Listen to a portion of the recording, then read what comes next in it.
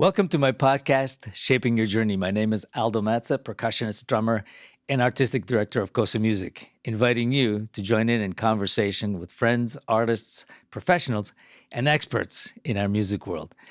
And remember to subscribe so you may receive notices of upcoming interesting podcasts. Today, I have the great pleasure of having John DeChristopher on with me, and it took a while to navigate to get John on. Thank you, John, for joining me on this. Thank you for having me, Aldo, and thanks for being patient with my schedule. So thank you. Yeah, but I want us to talk about shaping your journey, and you've had a really interesting one, especially being artist relations globally for Zildjian for so long. I wanted to ask you the first thing that's always nice to know: where did it all start for you? Like musically, what was that first spark that made you get on that track? Wow. Well, it started musically when I was 11 years old. And music, I'm sure for you, the same thing. It had always been in my life as a kid, but when I was 11, it really sort of took hold of me. And, the best of my recollection is my sister, who's 5 years older than me, was playing like the Rolling Stones. And, this was 1972. And I had a paper route. And I remember I bought a pair of drumsticks and I took them everywhere I went. And I remember I had them in my back pocket and I'd literally rap on people's mailboxes when I'd be on my paper route. And I couldn't wait to get drums, which I got that following Christmas around the time of my 12th birthday. And so that's when it started to happen for me. And at age 11, 12, and from there, it just grew more and more. Through my high school years, I joined a band. I played gigs, which, back then it wasn't so unusual. I'm sure you did the same thing.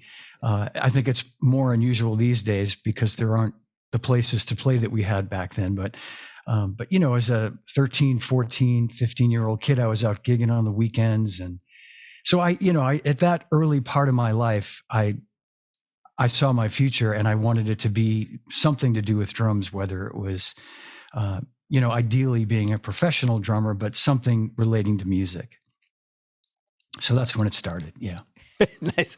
I think back then, it was just because, the whole Beatle thing, of course, just opened up the whole world and everybody became a musician, even if you didn't have an instrument.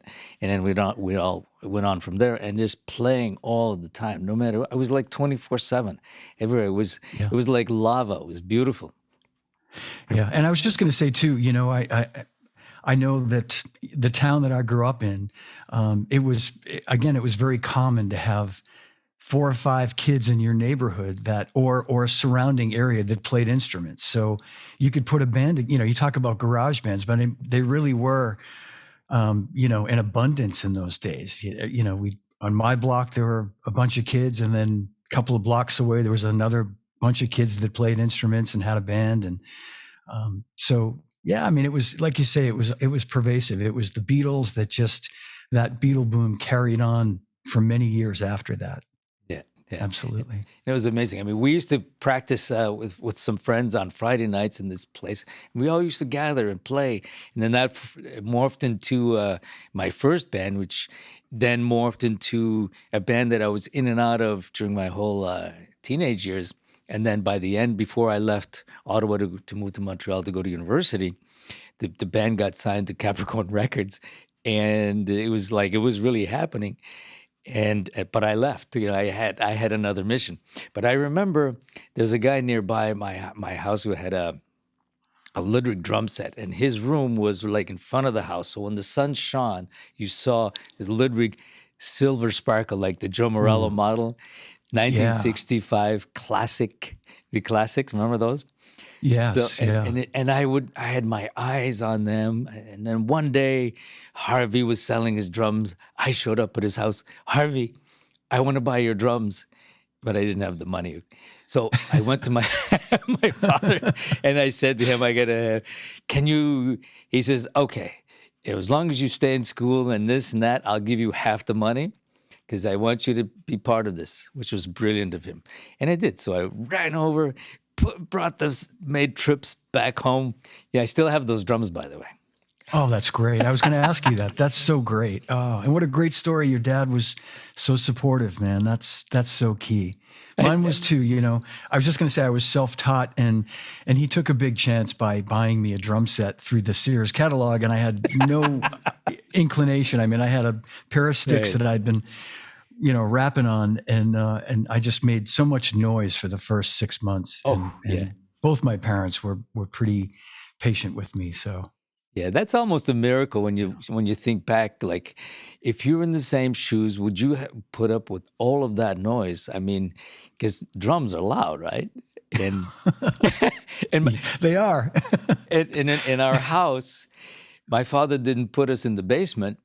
My drums were in the next room to the kitchen, and of course, in an Italian house, the kitchen is like the living room. Yeah. So friends would come over. And they would talk between me playing, and my father would never come to say, keep it down or hush. He would, you know, his friends or all the family friends would say, how do you put up with that? He says, no, this way I know he's here and he's not stealing hubcaps. Think about that, true, John. Though. It's very true. You know, I've said that often, you know, to my son, who's 36 years old now, but you know, a lot of my friends would get in trouble, you know, as teenagers, and I'd be either playing a gig on a Friday night or home practicing. I had very little interest in going out and, you know, getting into trouble and, you know, things that young kids tend to do, you know, it was just the drums and music for me. Oh, it's the ultimate savior, especially for a parent who gets it and says, okay, keep your eyes on them. And then, of course, you get serious, you go into your directions. But after high school and that whole world, you were playing with live bands. And what got you into the Zildjian thing? Because like you're an icon in that world. Like John DeChristopher is the artist relations. You invented practically that position, man. I'll try to take you quickly through. When I got out of high school, I had every intention of going to college, and I looked at Berkeley. I looked at a couple other schools that had music programs, and I was playing in a band that had started to really do pretty well. We were writing our own music, and I decided to take a gap year. And during that time, I got a job at a music store in Boston.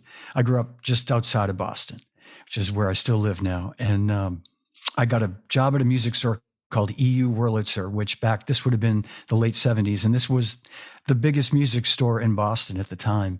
And that was kind of a dream come true, because it was, when I used to go in there, you know, who doesn't dream of working in a music store, drum shop? So, and that really became, I looked at it as sort of like, well, let's just see what happens. And, you know, my band's hopefully going to do something, or I'm going to go off and I'm going to go to Berkeley, which was literally around the corner. I was ready to attend the summer program that they have there and kind of put that on hold. And to make a long story short, I ended up working there for almost 4 years and made many connections that really helped me in the industry as a youngster. That's where I met Armin Zildjian, where I met Lenny DiMuzio. Wow. I met all the local bands from that era, you know, from that time, the Cars, Aerosmith, the Jay Giles band. They were all customers of the store, and I got to know all the drummers. But the biggest, to me, the biggest sort of connection that I made at that point in my life, Aldo, was meeting a man named Glenn Thomas, who had started Simmons Drums in America. Right. He had come over. I don't know if you know Glenn. He's still around, thankfully, but he had come over from England to California. He came into Wurlitzer to do a clinic in 1982 to demonstrate these new electronic drums, the SDS-5. And he and I hit it off. And he did this great presentation. In the room during that presentation was the drummer for the Cars, David Robinson, who was really into electronics. And long story short is we sold that set the next day to the Cars. After the presentation, Glenn and I went out and had a couple of beers, and we got to know each other. And then the next day, David Robinson and his tech came in, and we fiddled with the kit for a little while, and I knew nothing about it, and he bought the drum set. We put it on their account, on the Cars account.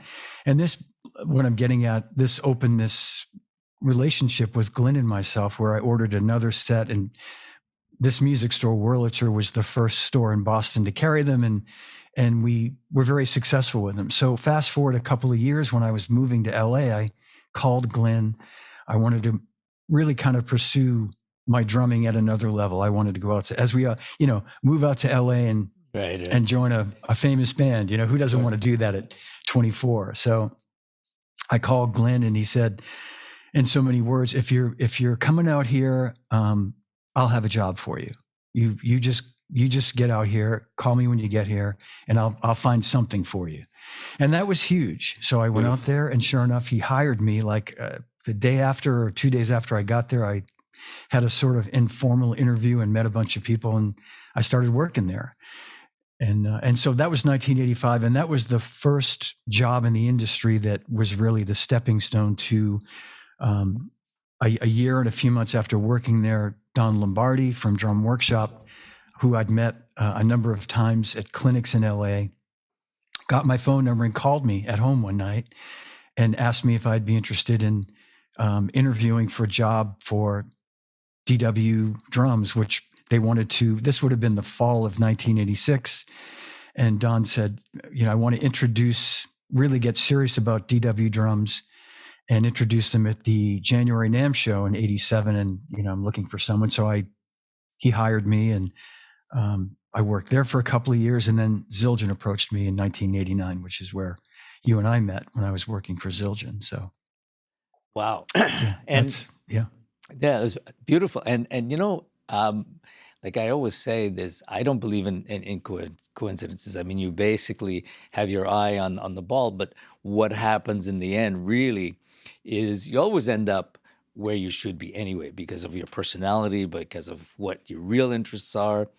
And where you go is actually just the vehicle that takes you there, whether you know it or not, right?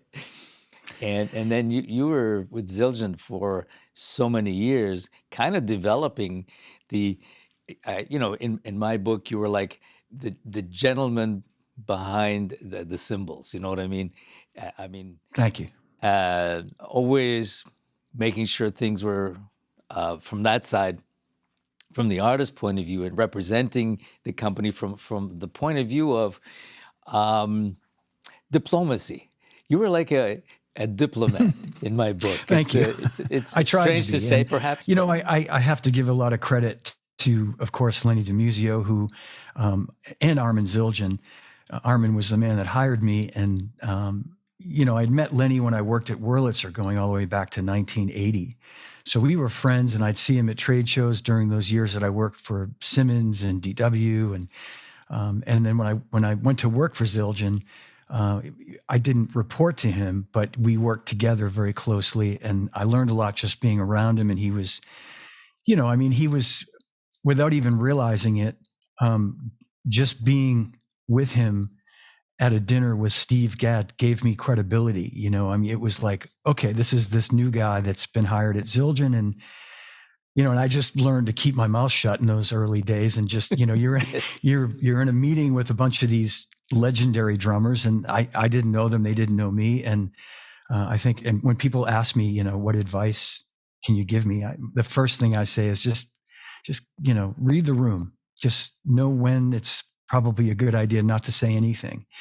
And but I have to give credit to Lenny, because he was the guy that really sort of built that program in the beginning, and handed me the keys to a great foundation that I was able to build upon during my time at Zildjian. So yeah, and Lenny, he was a true gentleman. I got to know Lenny really well. The nice thing about growing up and being in the industry, I was always a very busy player, and then I got into the whole COSA thing, so I got to know people on another level, from the business level. But Lenny was always so consistent, such a gentleman, and such a beautiful guy to hang, at the trade shows. Yeah. everybody would go for a drink or to dinner. And it was like, I always looked so forward to that. And I always looked for Lenny. Where's Lenny?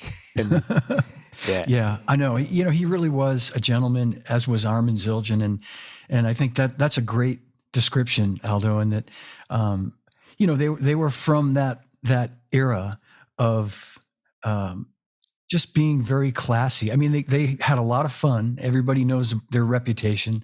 They knew how to Yes. have fun. They absolutely did. You know, Lenny's saying was one of his many sayings was, "We're not here for a long time. We're here for a good time." And but you know, I just from as I said, from being around the two of those guys, I learned how to conduct myself. I like to think I had a pretty good idea anyway, but you know, professionally and you know, the one of the takeaways when I talking about Lenny is there would be times when we'd be somewhere and something would happen, and I'd be kind of rattled. Something, you know, I'd be kind of worked up about something or get a phone call from someone that wasn't pleasant. And Lenny was just so good at keeping an even temperament about everything. And he, you know, he certainly, there were times, it's not like he never got mad about anything, but he knew how to keep all that in check. And he'd always offer great words of wisdom. You know, he'd say, you know, Johnny, we can't win them all. We can't have them all, you know, or something like that. And you know, over my time, over years, when I had people working for me, and you know, I would try to impart some of that wisdom onto people that I learned from being around Lenny and Armand. So, And the other nice thing too is yeah, always having your eye on, or the idea is, you know, we work on the solution. What is the best solution for everybody so that it works? And that's, yeah, I think that's an important thing too. That some of those guys before us who spent so much time building the companies understood how could you make this work? It right, cannot just be for you; it has to be for everybody else. And then it becomes kind of a family situation where you want to make sure nobody gets hurt. You want to make sure that everybody has what they need, whether it's Buddy Rich coming into the factory and needing this, or Gad, you know, asking about this, or somebody just coming up with an idea and you bring to the source. You know, what do we yeah. need to make this all better, right? Absolutely. Yeah, no, that's well said. And you know, at the end of the day, the job that I had, artist relations, is about really you're the conduit between the artists and the company.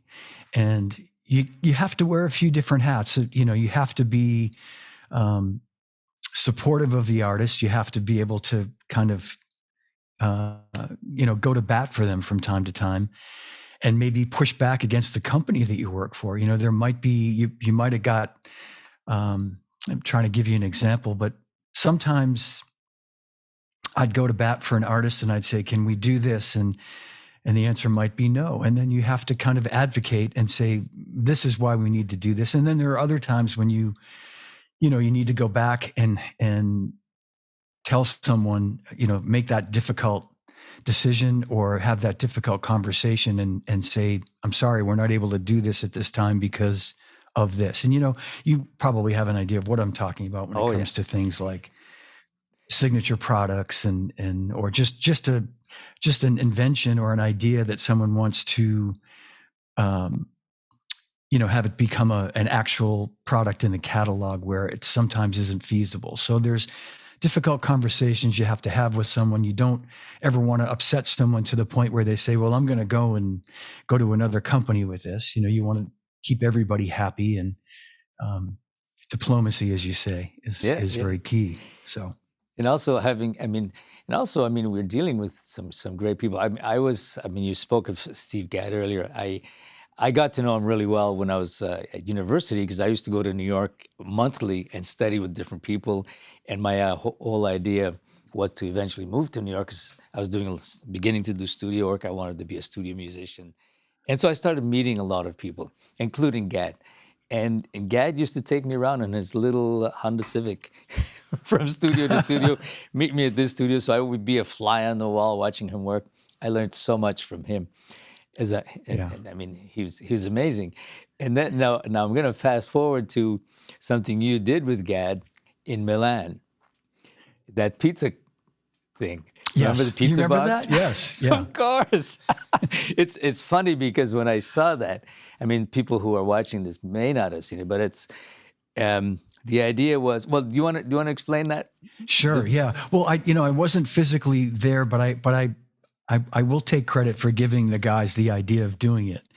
And boy, it was some years ago, Aldo. So I'll try to remember it as best I can. But the two young guys were called the Drum Brothers, and you yes. probably know them. Well, I'm going to do a follow-up Were because they? I followed up on that one because I was there and they asked me to do something to follow that up, and I'll I see. explain in a minute. Well, so Steve was in Milan, I think, with James Taylor, and they wanted to meet him, and they'd been doing these really cool little short videos of the two of them practicing and doing stuff. And I forget what their original idea was, and I said, with Steve, you got to do something funny. And they didn't know Steve, and of course know him, and you know him, and I said, no, this. Trust me, this is what we want to do. So the idea was, and I ran it by Steve, and he loved it. I said, you've got to have the two of you guys practicing, and then you order a pizza, and the pizza delivery guy is Steve Gadd. Yeah. And then he comes in, and I even said, you could have him come in and say, wow, you got, I've always wanted to learn how to play the drums. You guys are drummers? I've always wanted to, and then have him play something, late in the evening or some signature pattern that he's 50 known Ways for. to Leave Your Lover was Yeah. the what they were practicing, and he says, "Yeah, let me try that." Yeah, let me try that.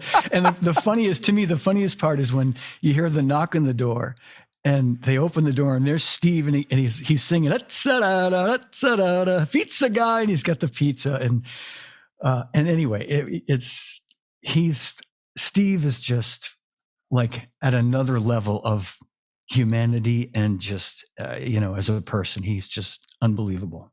Just Oh yeah, no, love the guy. and when I saw that, I mean, it took me a long time to pick myself up off the floor laughing. I said, "That's brilliant." I mean, Steve and I said, "I know John must be behind this as well." But when I was in Milan, at one point I was doing a clinic or I was playing. I forget now. It's been a while. So they asked me to go in and do a little lesson or something, and so I did. I think, and it's up on it's up on YouTube or something. That lesson, I think it was on snare drum rolls, or I forget what it was. But they said, can we do something like a follow up to what Gad did? So I said, okay, we can't do the same thing, but I can be the follow up guy who from another pizza place with a different pizza, and you say, look, you already had a pizza, and you call like something like that. I'm not sure. Try to. That's great. Well, it reminds me when Steve and I used to do those Mission from Gad tours, clinic Yes. tours. We did them, all over the world. And after a while, when it got a little, I'd introduce him, and I'd say, the legendary whatever. So I started to try to be a little bit more creative, and I came up with this riddle where I'd introduce him, and I'd say, how many drummers does it take to change a light bulb? And then you'd hear people out in the audience going 10, 15, 2. And I'd say, none. Steve Gadd's already done it. And, so they could have almost, you walk in with a pizza, they say, no, Steve Gadd's already brought the pizza. Like, there's nothing left to do here.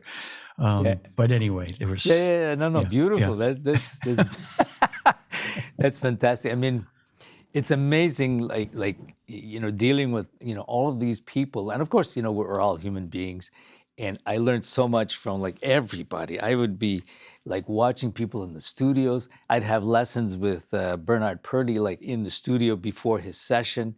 Wow. And then I would stay for the recording session. That kind of stuff. It was just amazing to watch these people work. I learned so much, and in fact one time I was in Rochester at Eastman School for a summer thing, and Gad was doing his first time out with Eddie Gomez and his own band. That was the first time, and I think it was Chuck Mangione who put him up to this. He said, "You got to do this," and he did. So since I knew him, I was able to go backstage.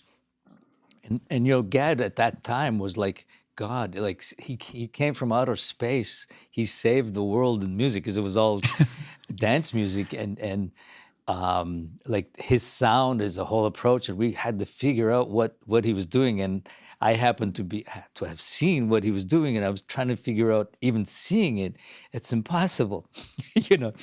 But the thing that was really amazing was Gad's humility, even though he was that great. And I remember after his show, he was nervous. He was crazy nervous. And I'm saying, how could Steve Gadd be nervous? And he turns to me, he says, how was that? And I'm saying, you know, what can I say? I'm speechless. Just that was fabulous. And I mean, I know he meant it because he's Yeah. so serious about what it is that he's doing, that he doesn't take himself that seriously on that level. I mean, and he knows the responsibility. Now he's up front. He's the guy, right? Yeah. And Yeah. wow. You're right. No, Aldo, that's exactly right. I mean, he's so, I don't know if people think that's some sort of fake humility or something, but that's, as you say, that's real. That's real humility. And he's, you know, I think he's well aware of what he can bring to a recording session when he's in the booth and he's got the headphones on and he's hired to do something. I know he's very comfortable and confident. And I won't say he's not confident, you know, doing drum solos, but you know, I think he's very real when it comes to when the first time we talked about doing those Mission from Gad clinics in 2000, we started talking in 2004, 20 years ago. Wow. And I remember him saying, do you really think people will want to come out and see me? He said, I'm not Dennis Chambers. I'm not one of these guys. I'm not Vinny. I don't play like those guys, And I said, Steve, no, it's not about you playing a drum solo. They want to just talk to you about what you've done and what you do and how you do it. And he loved that idea, which you know very well, the whole idea of education, of trying to, as best he could, impart some of that knowledge to people. And he still does. He loves that. Yeah, no, and I remember we had him at COSA one year, and he said, "What do you think they'd want?" I said, "We'll be in the room. It's going to be an intimate thing." And we had it in Montreal when he came up. I said, "We're just going to have 25 people in the room in this whole, that week we had Antonio Sanchez and everybody who was there." But I said, "It's just people want to be up close and natural, and just say what you want to say." And that's it. And you'll have some things that you've developed, never mind the grooves, but some ideas and some things you want to share today. Tomorrow might be different.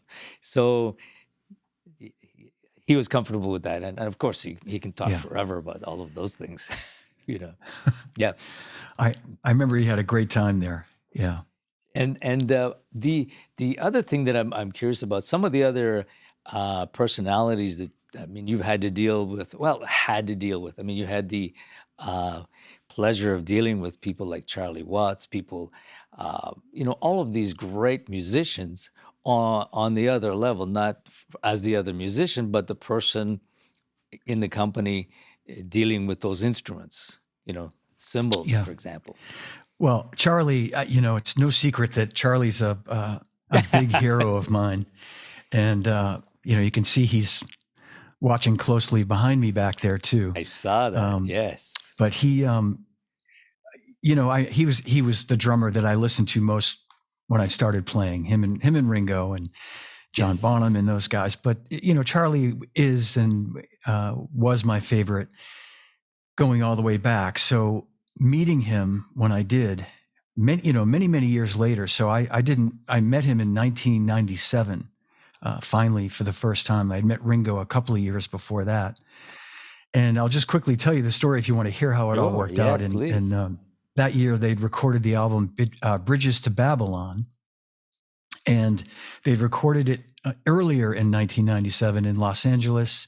And Kenny Aronoff had played percussion on the record. And I remember this, Kenny calling me one day at Zildjian, excited as could be, I kid him about it. I say, I think you'd been up all night, literally, because he called me at like 10 or 11 in the morning, East Coast time. So it was 7 in the morning in LA. Right. And he was so excited. He'd recorded with the Stones, and he told me where they'd recorded. And I knew Charlie's drum tech's name was Chooch McGee, this legendary drum tech.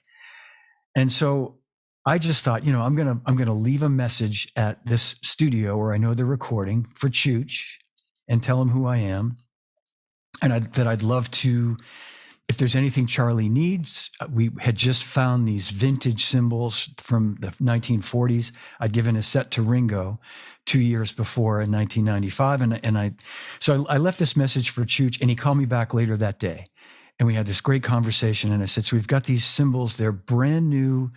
We found them in a vault. I'd love to send Charlie a few just to keep, because I know he loves this stuff. And he said, can you do me a favor? Can you put all this in a letter and send it to me, and I'll present it to Charlie? So I did that. And then I left for a clinic tour with Dennis Chambers for like 2 weeks. And about 2 or 3 days into the tour, I checked my voicemail, and it was Charlie. He'd called and left a message for me. And I still have it.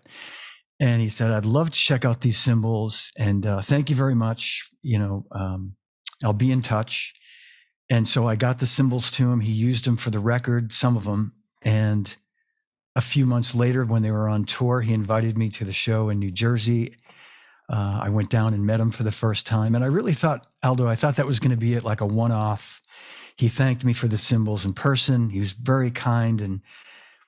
And then they were coming to Boston a couple of nights later, and he said, for 2 shows, and he said, are you coming to the Boston show? And I said, I'm coming to both shows. He said, then I'll see you there. And I thought, oh, great. Okay, so Right. I'll get to see him backstage in Boston.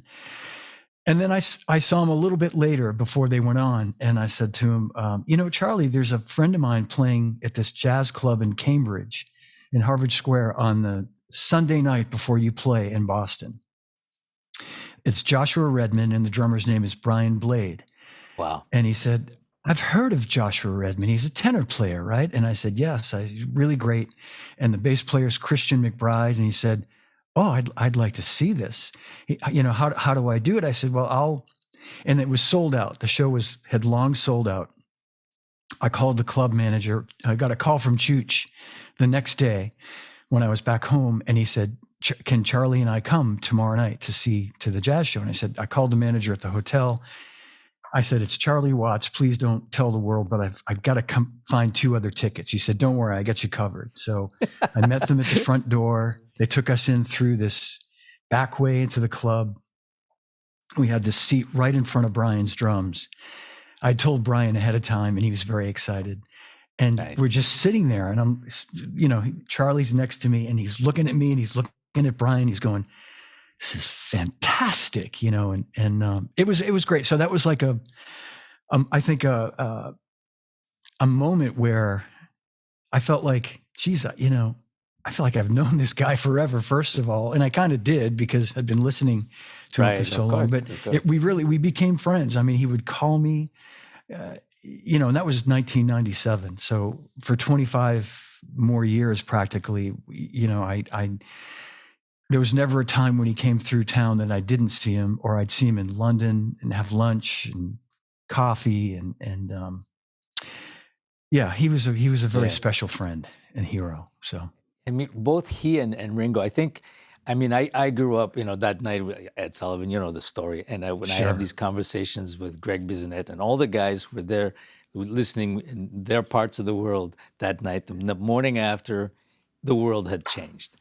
And when you think back, both Charlie and Ringo, who are like 2 complete opposite drummers, but so incredible in what they did. And I only, of course, realized later, as I was, I was asked to play in a Beatle tribute band. I always loved the Beatles. I was a Beatle maniac. But then listening and then trying to play what they were doing, then you had to figure out. And all of a sudden, I realized how deep the stuff was. Yeah. And then I'd call Greg, or Greg would be at COSA, and I say, Greg, what did he do here? This is crazy. I can't. He says, no, you're making the same mistake I did, come together. Uh, it's not, he does it like this. You made the same mistake I did, that kind of thing. And you say, oh my Yeah, God, yeah, yeah. how do you come up with this? And then I said, finally, when they did that documentary, I said, finally, somebody's going to say, or we're going to see how he came up with that groove in Get Back, because it's always been a mystery to me. And he says, Yeah. he says, Ringo doesn't really remember. And I said, the last thing we hear is he's watching and he's not playing anything, but he's playing something. But then all of a sudden on the rooftop in the recording, he played this genius, simple, well, deceptively simple thing. Yeah. And I said, so did somebody cut something out there? Because I was waiting for that moment and I never got it. And so we have a laugh No, about that to me is, as a kid, I'd hear that song and listening to Ringo's drums, I didn't give it a lot of thought, as a teenager, it sounded like he was playing like a little sort of 2-beat or like a train beat or whatever it was. And then even before I saw the Get Back documentary, when I really started listening, I'm going, man, that is like really deep what he's playing there. Then when you see him playing it, gosh, I mean, there's so much stuff. Ringo, I think, amazing. Yeah. I was just going to say, I listened to a lot of the older stuff, and for anybody who thinks he doesn't have any chops, they're so blatantly in there when you listen to some of those songs. It's impossible the press rolls. Yeah. No, you're right. And it's impossible to have played what he played if he didn't have the chops. His time, his sense of everything. And I tell people, I used to do a clinic called Explaining Ringo, because at one point I got really upset with people who would say, Ringo, he was lucky to be in the Beatles. And I said, man, you don't understand. There are 4 geniuses that were sent from God. And then they gave him George Martin to fill that up. And I said, the world has changed in more ways than one. And I said, you cannot change a single thing in what Ringo's playing in the song. It's like changing the words. And then when you take it apart and you analyze it musically, every note is like thought out. But Ringo doesn't apparently think that way. But he just listened to the music and is playing to the song. Now, playing to the song sounds like a simple thing, right, John? Right. But playing to the song, like he was actually playing the song like everybody else was, and coming up with the parts, the changes, the little fills, whatever it was. And he would sit and I think the takeaway from me was he would just listen, and you said this in the beginning, just listen and know when to talk. Right? Yeah. No, Same you're thing. Right. Yeah. And then when he came up with the part, that was it. A day in a life. Oh my God! Like, where did that come from? I know. No, I know those fills at the end. Again, it's one of those things that I think somebody listening just as a casual, listening, you'd go, oh, he's playing some fills and the tom-toms. And then you try to, not that we want to emulate it note for note, but if you actually try to play those fills the way he does, it'll make you crazy. It really will. My band plays that song, and I gave up a long time ago trying to play it. It's but great. Aldo, I think Ringo was quoted as saying that he always approached playing fills in the sense that he would never play a fill when there's a vocal part. And it seems it's a pretty simple, obvious thing, but I think more people should take heed to that. He would always stay away from the vocal when it came time to play a fill. Sure. Yeah. And that's playing the music. I mean, he was totally understanding what was going on. And he and Charlie in a different way set that stage where we always emulate in one form or another that. And then Charlie, when I first figured out that he wasn't playing the hi-hat and the snare drum at the same time often, and that was weird because we want to do that from the beginning, right? Yeah. But then just this idea changes everything. It's like now it becomes a melodic line when you really think about it. Beautiful. Yeah. I know. And he was Charlie, I'll just say that he was so humble. And so, what you see is really him. He was so understated in the sense that he really couldn't understand what the fuss was about. He would say things to me like, I'd say, Charlie, do you remember? I know you hate when I ask you these questions, but the cymbals on this song, he'd go, oh, John, I don't know. He wouldn't be mad. He wouldn't be exasperated, but he'd just sort of go, like, I don't know. And he knew that it probably drove me crazy that he didn't know. Cause I'd Well, I, he was, I'd, yeah. yeah, He was like a jazz musician, and of course we all know the story. He used to go to New York and 52nd Street and watch Bird, and yeah, he was a crazy jazz guy. And in fact, I have a huge record collection. I would listen to everybody and everything, and I should have brought it with you to show you. I have one of his albums, the jazz albums, that's in my collection. Amazing. The big band yeah, in yeah. London that they did live in, I think, was it Ronnie Scott's? I don't remember. But Probably. Yeah. but you Yeah. know, but that just goes to prove and goes to show, I should say, that being wide in your listening in life, rather than be, I'm only heavy metal, I'm only Cuban music, I'm only jazz. No, all is music. It's 7 notes, and what you do with it is a very personal thing, and and and you make the difference. I mean, there's a personality, and Yeah. whether you're 5 people or 4 people or 3 people in the band, that's the band. Those people, and that can't be replicated really, because that's the personality, right? That's right. Yeah. I agree. Absolutely. And I mean, you've been getting back to what you've been doing besides the artist relations with Zildjian. Then Zildjian purchased Vic Firth sticks, so that became like one company. And Vic Firth Right. was another incredible human, an incredible person.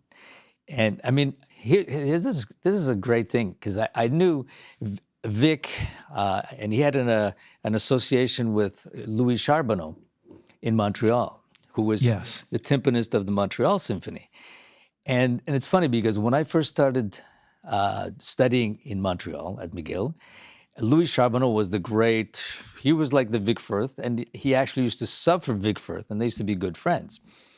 Also, one thing that a lot of people don't know is Louis Charbonneau was making sticks, timpani sticks and snare drum Ah, sticks, which I have okay. still, Yeah. at the same time. And in fact, I don't know if you know this, but it was Louis who told me.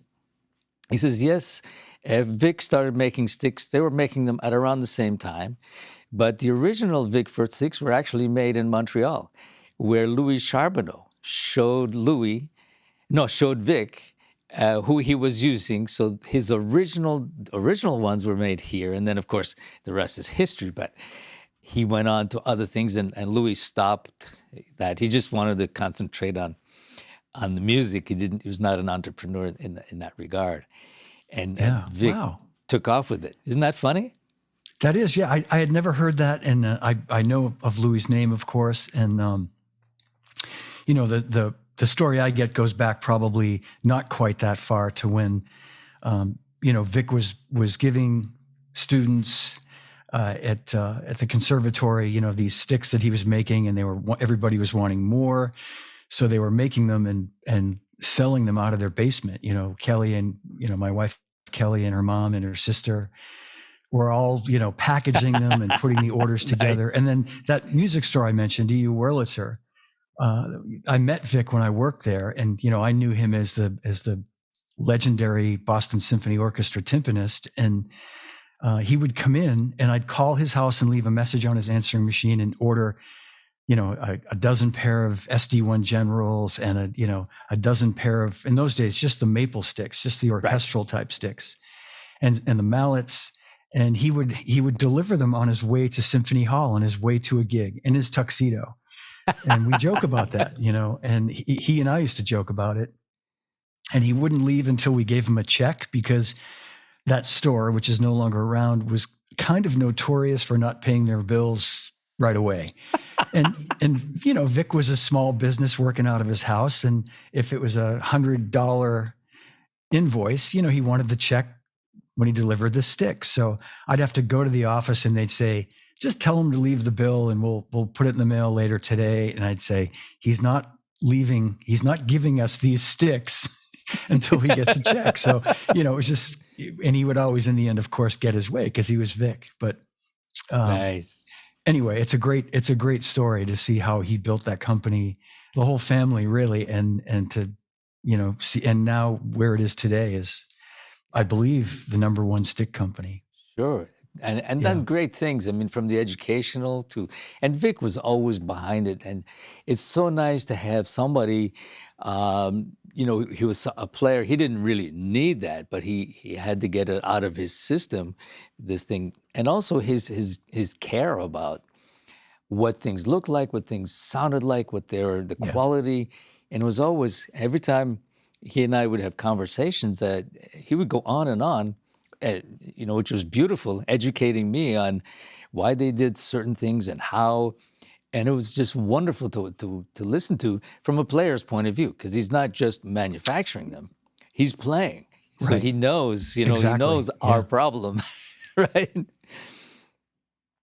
To me, that was the key. I mean, I even back then, going back to 1980, it was obvious to me that the care that he put into making his sticks back then came from the player's, point of view. He had very balanced, very evenly weighted.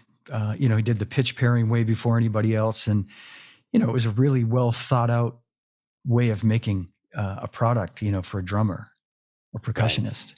And of course, I mean, when you mentioned Kelly, of course, Kelly is the daughter of Vic Firth. So, I mean, it became a family thing, a natural family continuation, right? I got caught up into it somehow. I don't know. Yeah. It's funny. And you were Yeah, right in the middle of it, John. That's Well, nice.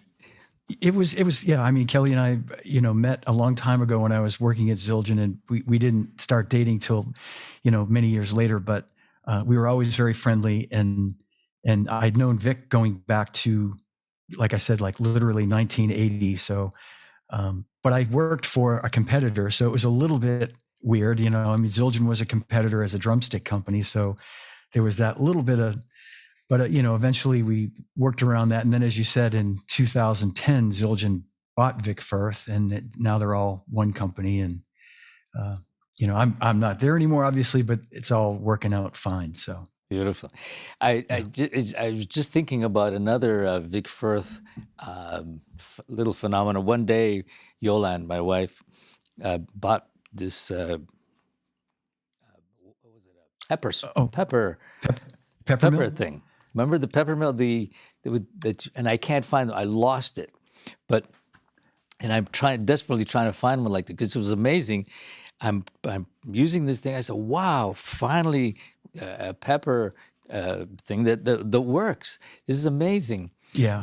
And coincidentally, that weekend there was a big article in the Gazette, Montreal Gazette, the newspaper, about this manufacturer, the drumstick manufacturer, who's making this kitchen apparatus stuff, and Vic Firth was the guy.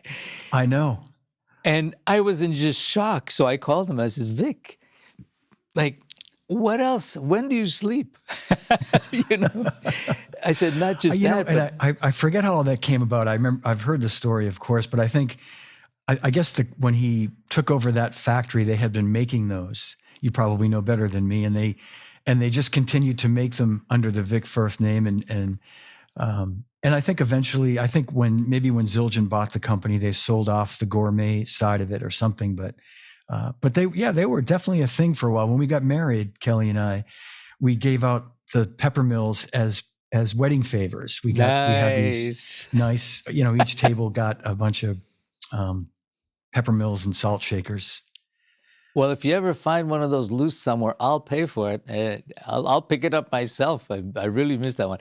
But okay, here's the funny thing that when I spoke to Vic, I said that's amazing because I really enjoy when people are more wide in their scope and what they do and not so narrow. Not that I don't respect somebody who's just narrow and just does one thing, but the Renaissance attitude, it's just who I am and what I enjoy. And seeing that in Vic really blew my mind. I said, "That's incredible that you entertain this and you're really pushing it." And then Vic said, "Well, it goes further than that because," he says, "you probably don't know, but my mother was Italian, so we spent a lot of time in the kitchen, and that was really important. So when I got a chance to make these salt and pepper items, to me it was a natural because you couldn't get really good ones." So he was talking Yeah. about them like they were drumsticks. They had to be perfect. Beautiful. Yeah. No, yeah. He was The quite the entrepreneur for sure. Yeah. Yeah, in the nice way that in a like not everything was necessarily related, but it just you widen your scope, your whole scene, which is and your horizons, which is really nice actually. Yeah. Yeah. What else are you doing these days? I mean, I see drums back there. You're still playing, of course. I know you're playing. Yeah. I play in a band locally in the Boston area. We're called Grand Theft Audio. And it's a 3-piece band, classic rock. Yeah, we steal music, not cars. So people sometimes call us Grand Theft Auto, but it's audio. Yeah, it's great. It's two really great friends. One of my bandmates I've known literally since we were like 14 or 15, and we've played in bands together throughout the years for like that long. It's crazy to think, almost 50 years. And we're playing, in fact, this Saturday, we're playing a gig in my hometown, which should be fun. And I have my podcast live from my drum room, which keeps me pretty busy, keeps me kind of as busy as I want to be right now. And from having a podcast, it's a bit of work to do it. Congratulations on that, by the way. That's fantastic. Yeah. Oh, thank you. Yeah.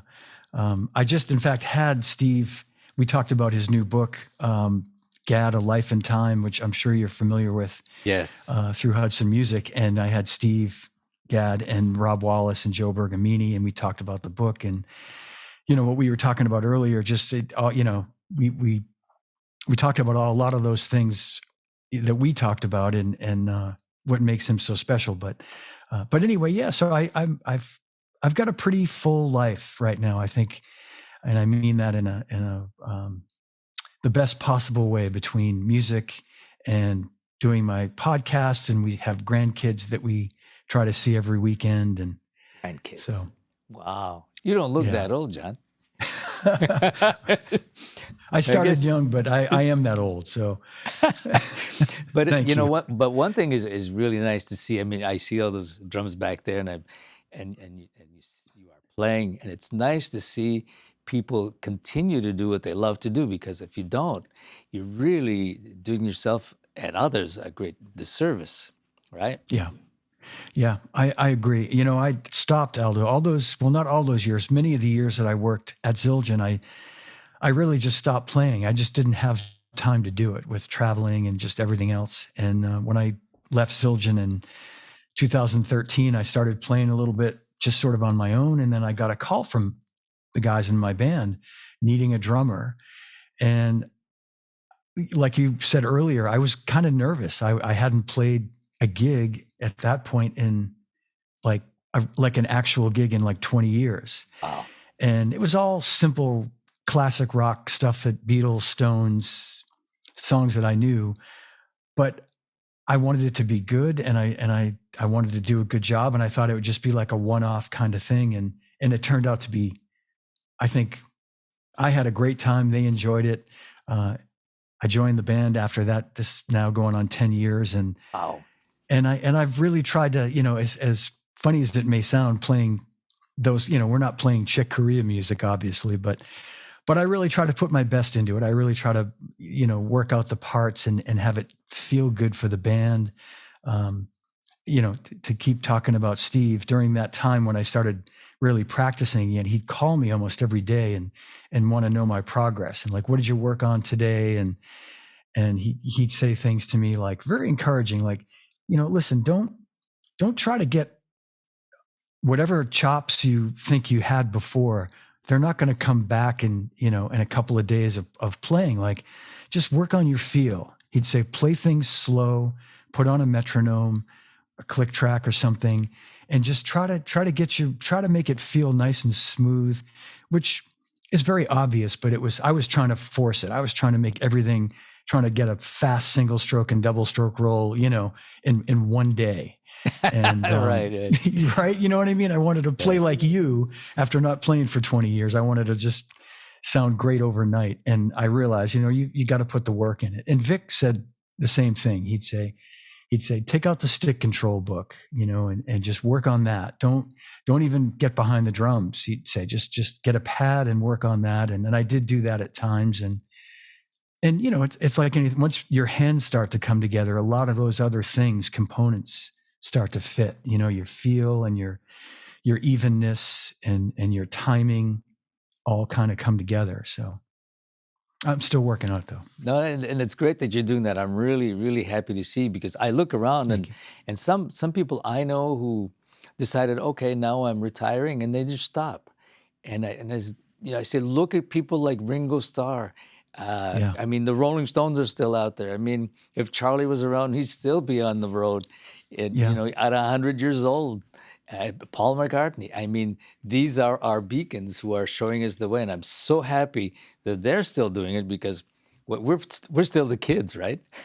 I know, you're right. And I just to put a point on that too, I totally agree. And I think, some people might make the comment that, whether it's Paul McCartney or Ringo or the Stones, they got so much money. What are they?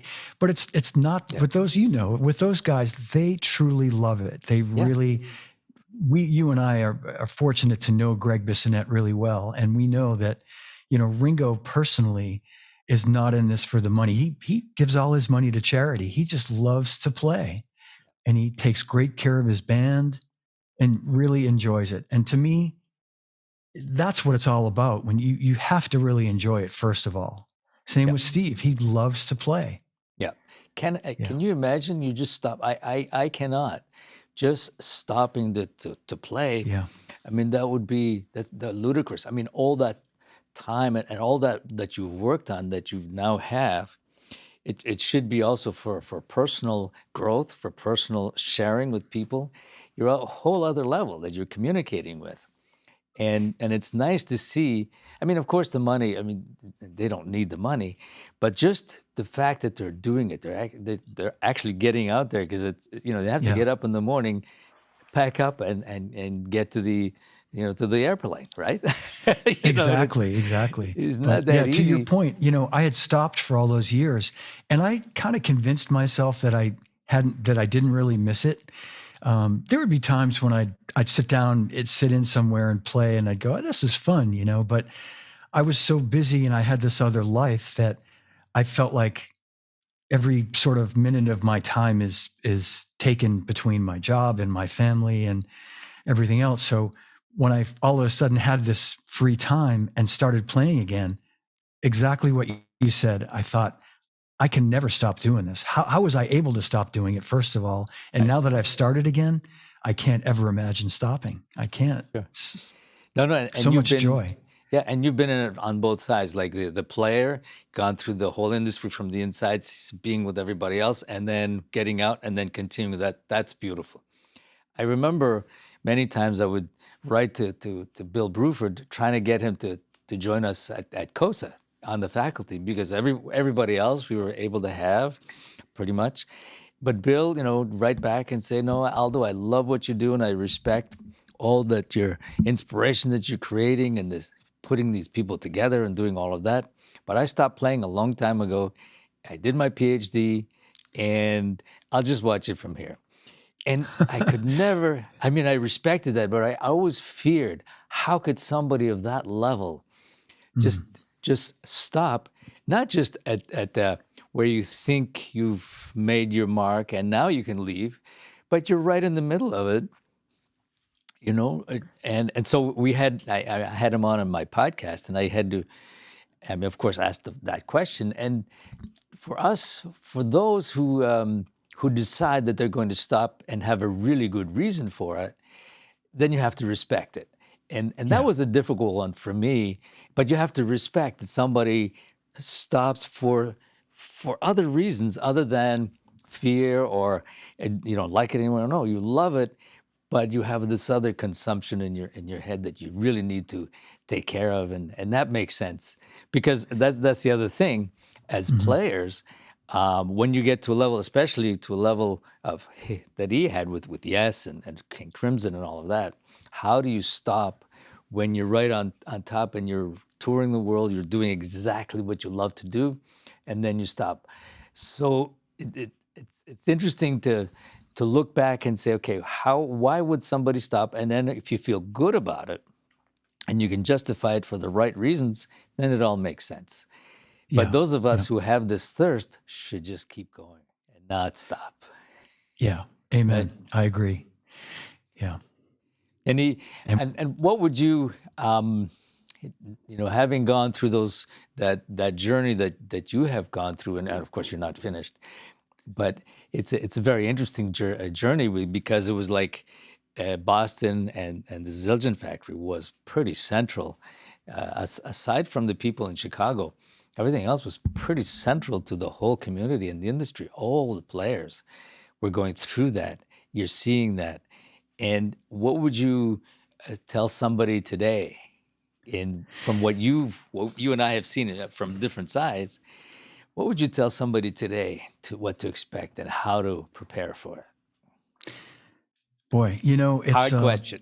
it's so different. I know and I was going to say this earlier when we were talking about it. Um, I want to say this as sort of carefully and as I can, and that, and not say that the industry's in a bad place now. It's just very different.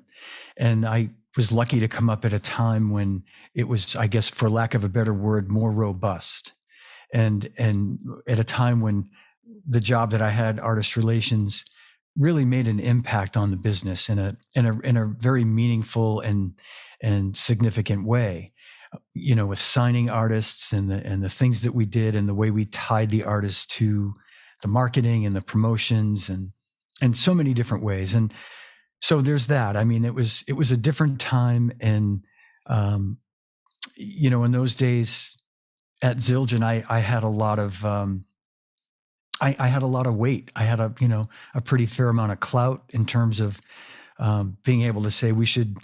I've been talking to these drummers about this idea to make a cymbal this way, and I could then go to the R&D people and the people that make the cymbals, and we'd along with the marketing people, and we'd sort of drive the idea of creating this cymbal that whether it was Steve Gadd or Dennis Chambers or somebody, this idea that they had. So there's that element that I think it exists still to some degree today, but certainly not as much. And so to answer your question now, I think it goes back to the basics of what I said early on as well, which is if you're in a position where you're an artist relations manager, person for a company, just remember that you have to wear two hats. You have to advocate for the artists, and you have to be fiscally responsible to the company that you work for. And the two are not, they're very different, polarizing type positions to take. But I all too often will see situations where I think companies have gotten a little firmer about how they treat their artists. So artist relations people are having to sort of toe the line, maybe more than they used to, in terms of saying no to someone, when maybe they could advocate a little harder and say, I think we should give this idea a chance. I know that's one thing, but I think more than anything, it's reading the room. It's knowing when to just sit back and listen and not say anything, always being respectful. And you're working for a company. If you're not at the same level as the artist, you may be a great drummer, but if this guy is endorsing your product, then you need to respect that and not ever feel that you're better than him or her as a musician. And I only say that, Alec, because I've seen that. I've seen Wow. examples of people that will say, well, I know more about this than he does. I'm a better drummer than this guy, but he's lucky because he's in this band. You can't, that's going to be the end of your career in the business if you take that position. You got to suck it up and say, whatever happened, he's in that seat now, and he's an important part of our endorsement program, our family. I need to support him or her, Sure. regardless of yeah. Yeah, and There's also, I mean, you're dealing with yeah, I mean, there's this paradigm that's set up that it works if everything is coordinated. You can't have elements fighting each other or pulling one way or the other. right. It has to be same direction, right? And if you're not in the same direction, well, you might as well be somewhere else, right? Exactly. And the last thing I was going to say, which is the obvious, is you want to always under promise and over deliver. Sorry, I didn't want to say that backwards. Yes. Again, it seems like an obvious thing, but you never ever want to say you can do something and then not be able to do it, or worse than that, even lie to someone and Oh, make a yeah. promise that you can't keep. And again, that's just a recipe for disaster. And I know of examples of or situations where artists have left companies because of that. And it's a disrespectful thing to do, and I understand that. So Yeah.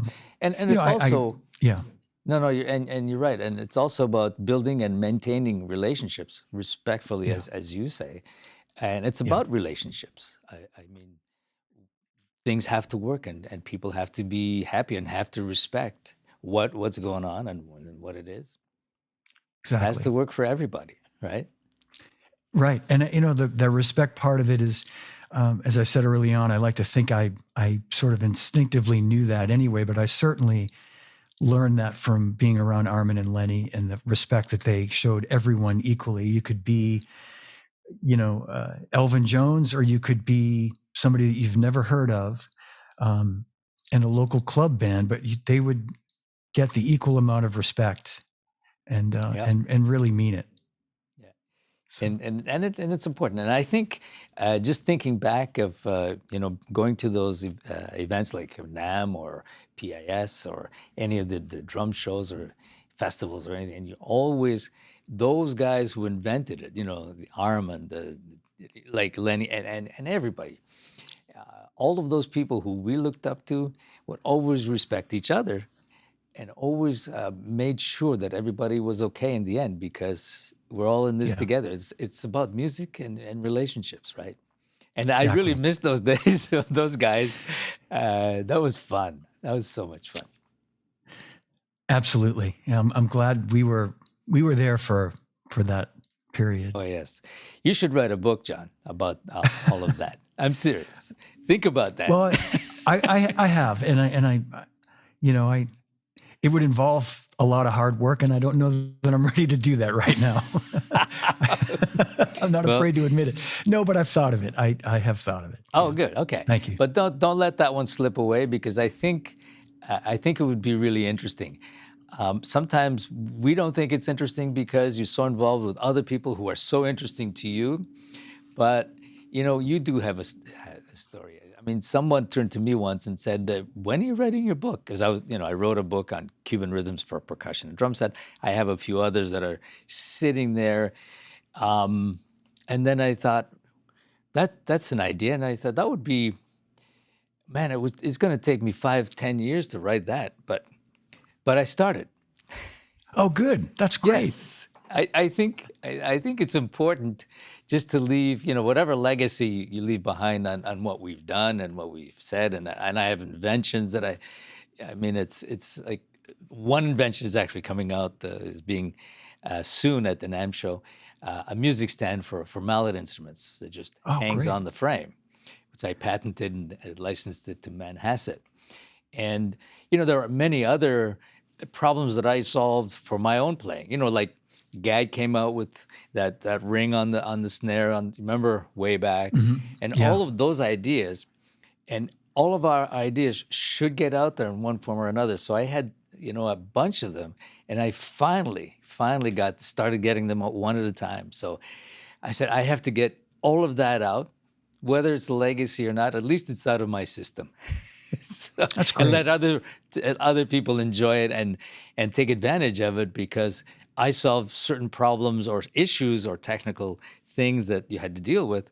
Now I solved that one like others did before us. So Well, I agree with what you're saying, and congratulations, by the way, on the music stand coming out, on the patent. And I hope that the podcasts that I do live from my drum room, I hope that in some way, leaves a legacy. And the idea being that for a lot of drummers, our friends that maybe some people never heard of or might never yes, hear of, that will be part of their legacy as well.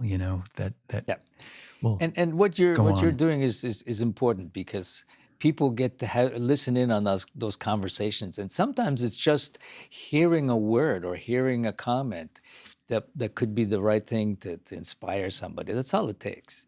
Yeah. And learning somebody's context, learning more about them, expanding not just your knowledge, but the level of inspiration that can be there. Sometimes it's just a word, John. It's all it takes sometimes, right? So I'm glad you're doing this. Thank you. Thank you. And I'm glad you're doing it too. Thank you seriously for being on this show. We've been chasing, and I said, "Oh, finally it'll land somewhere. And we'll be there." So I'm really happy that you took the time. And I always say, John, to be continued.